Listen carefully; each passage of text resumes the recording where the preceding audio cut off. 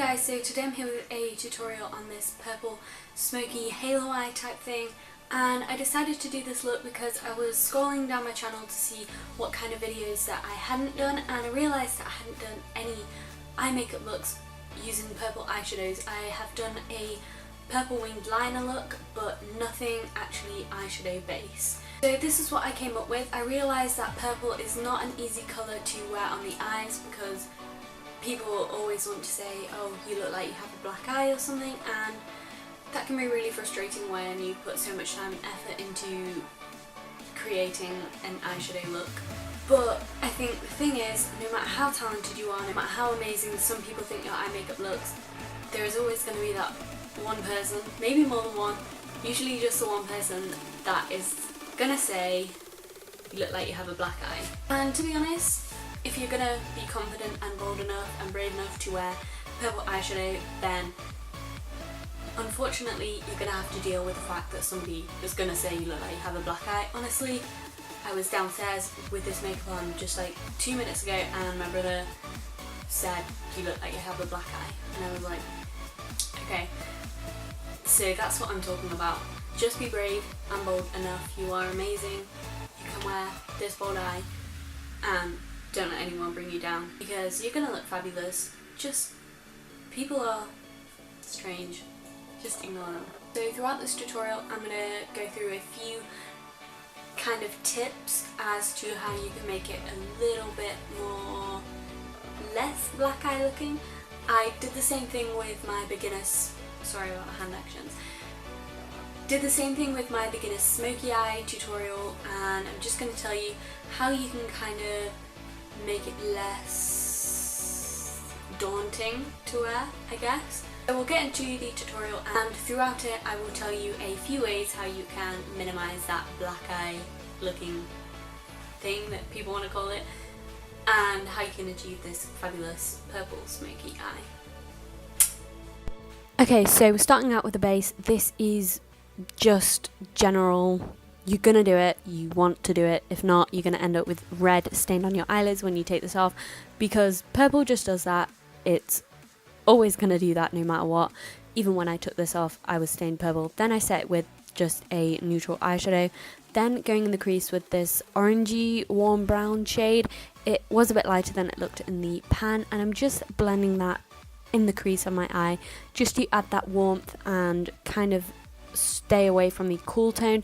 Then I'm going in with this light purple colour. It's from the Carli, Byble and BH Cosmetics palette, and I'm just kind of blending that slightly underneath the warm colour so that the warmth is still peeking through at the top. And yeah, then I'm going in with this colour. It doesn't look this blue toned in actual lighting, I don't know why it did then. Then I'm blending that through the crease and obviously starting to create that halo look. I am using a bit of a smaller fluffy brush for this than the one before, and obviously pressing it at either side of the centre of my eyelid and then blending it through the crease above the centre of my eyelid. Then I'm going to go in with a slightly darker purple. Again, it's not this blue tone in real lighting, and I'm just going to use a small flat brush, this is really tiny actually, to press that over this similar kind of area but a little bit more defined. So I'm just pressing that on the sides of my eyelid and then taking it through the crease slightly, taking an even smaller fluffy brush and blending that through the crease as well. Obviously you want to keep blending, you want it to look soft, you don't want it to look harsh or smudgy kind of, you definitely want it to look soft and blended. Then I'm taking the same colour and packing it on again and just layering it and intensifying it, because when you blend away then the colour intensity is going to fade, so you just want to keep packing it on until the colour is nice and as intense as you want it. Obviously you want it to look very bright, you don't want to like make it look kind of toned down, you do want to keep that brightness of the purple. Then I'm blending it up into the crease with the larger fluffy brush. Then for the pop on the centre of the eyelid, I'm using two colours. First a very nice pearly white shimmery colour, then the purple duochrome one. So I'm pressing this right in the centre of my eyelid with a flat shader brush. You can use your finger if you like, I just prefer to do it with a brush. for this look. I don't know why. So yeah, I'm just pressing that on the center of my lid, then going in with the purple and pressing it right on top. Quick note, this purple is from Jack Wills. Their eyeshadow quality is not the best, which is why I struggled with it a bit. And so yeah, I just packed it over the top of the white. The white is just going to help it to stay bright. Then I blended the edges with the fluffy brush that I used to blend out the darkest purple, just to make sure the edges of it weren't harsh. And then I did the same process and packed the two colours on again, then blended to intensify the brightness of the pop in the centre of the eyelid and blended out it all again. Then I took the nude eyeshadow again that I started with and just blended that right underneath my brow bone, just to kind of make sure the colours weren't really far up my eye.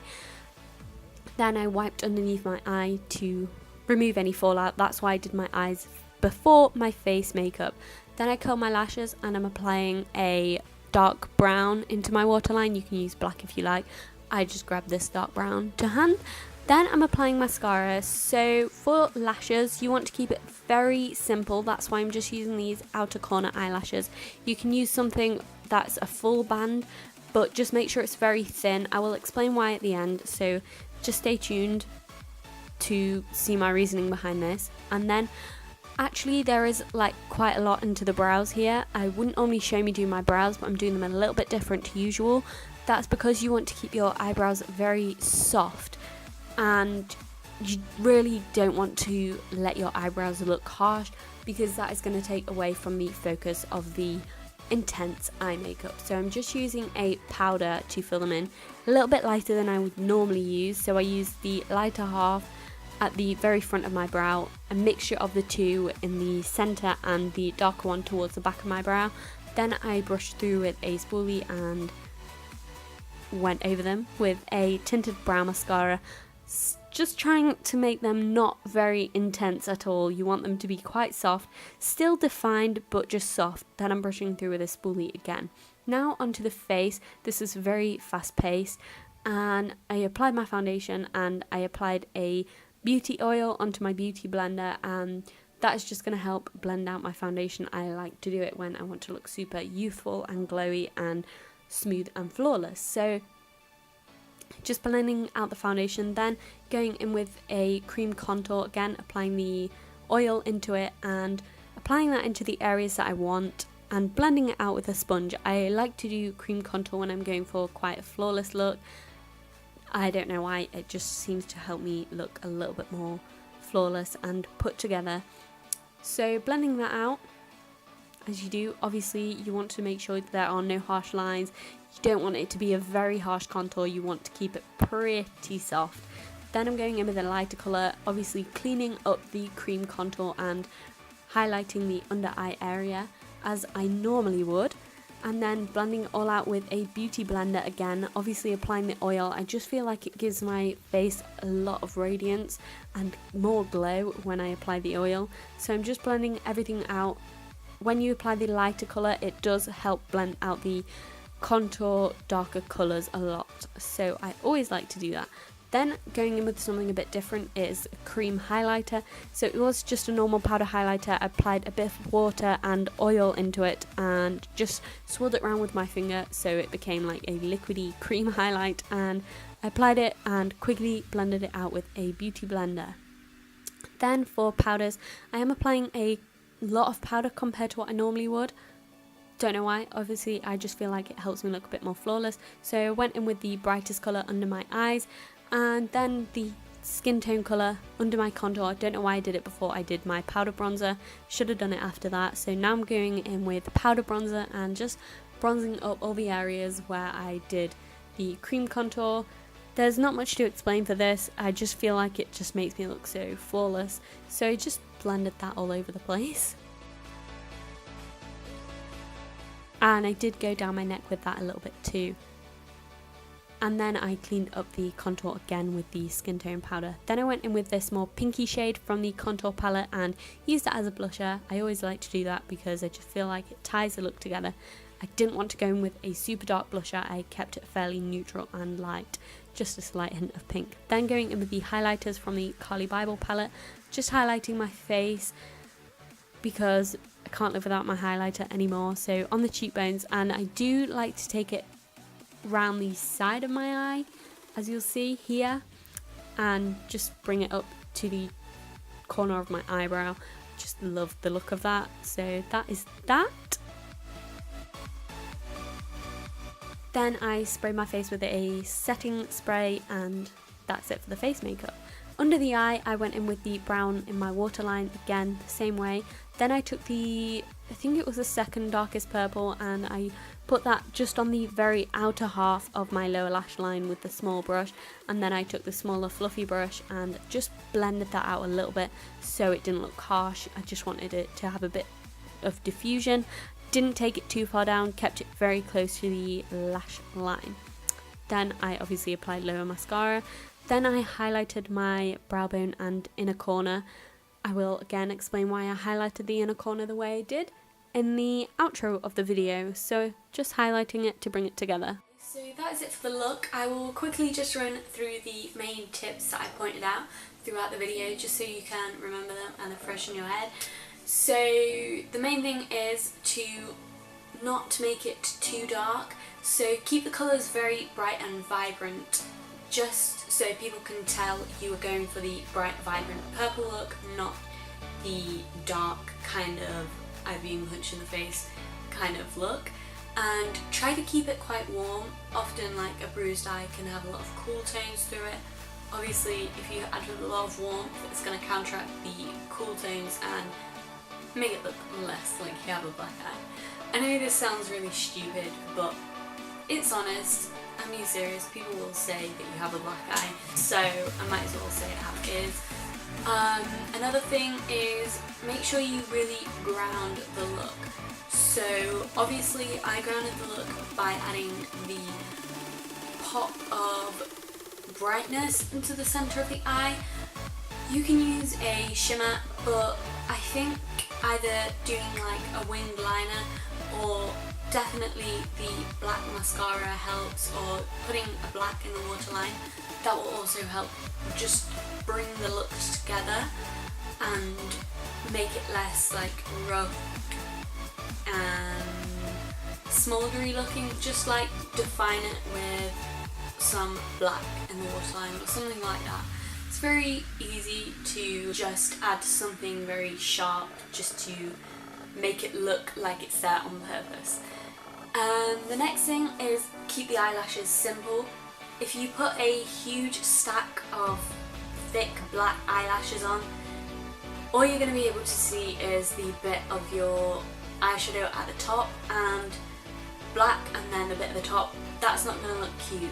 You want to be able to see the actual eyeshadow on your eyelid, so you want to use really light wispy lashes, or just something on the outer corner, something really thin so you can definitely see the eyeshadow behind it. That way obviously if you use the pop of the centre of the lid, people will still be able to see it, and that's the point. You're not trying to like hide it with some big dark eyelashes or something. Next point, your face makeup. Just keep it very flawless. You don't want anything too harsh, just keep it really smooth looking, I'll say, because then obviously you don't look rough, you don't look like you just got out of a cat fight or something. So just try and keep your face really nice and flawless looking. Obviously I did include a bit of the face makeup into this, not very in depth, because I feel like I've been putting the face makeup into a lot of my videos recently, which I didn't used to do, because this was a focus on the eye makeup, but I just wanted to emphasise that if you have a flawless face, then your eyes aren't going to look crazy and messy. So flawless face. Next thing is lips. Now I personally would go for a nude lip with a very, very bold eye, like this. So I would definitely suggest keeping your lips neutral. If you don't want to do that, if you want to go even more bold, as I always say, if you want to go with a bright lip or a dark lip too, then go for it. Another suggestion is that you add an inner corner highlight, because that way your eyes are going to look open still, and if you had dark on the inner corner, it's really going to close your eyes, and then the darkness is going to be the whole way around your eyes, and you don't want that. You want to highlight the inner corner so it makes your eyes pop and still look bright and youthful, like you wanted it to look like this. So okay, that is everything for this look. I think I mentioned everything that I wanted to. I hope I did. If there's anything you think I missed out, please let me know in the comment section down below.